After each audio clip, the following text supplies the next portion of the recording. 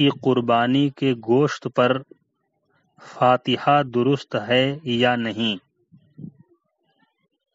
اس کا جواب یہ ہے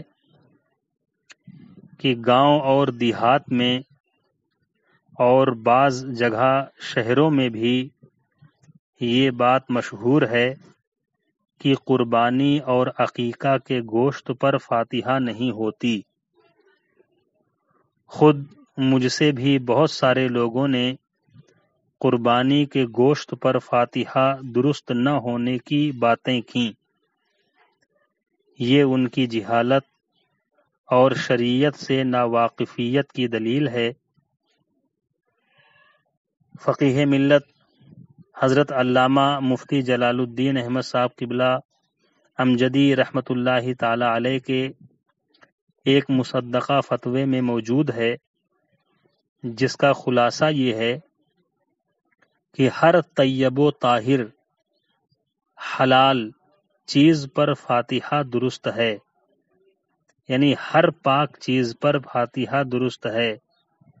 شریعت نے فاتحہ کے لیے کسی متعین چیز کو خاص نہیں کیا ہے کہ فاتحہ مثلاً فلاں ہی چیز پر ہو سکتی ہے، لہذا قربانی کے گوشت پر فاتحہ دلانا بلا شبہ جائز و درست بلکہ مستحسن ہے کہ اس سے قربانی کرنے والے کی طرف سے قربانی بھی ادا ہو جائے گی اور ساتھ ہی ساتھ فاتحہ کے سبب اموات مسلمین یعنی مسلمان مردوں کو ثواب بھی پہنچ جائے گا۔ خلاصہ فتاوی مرکز تربیت افتاء جلد 2 صفحہ نمبر 322 مطبوعہ فقیہ ملت اکیڈمی۔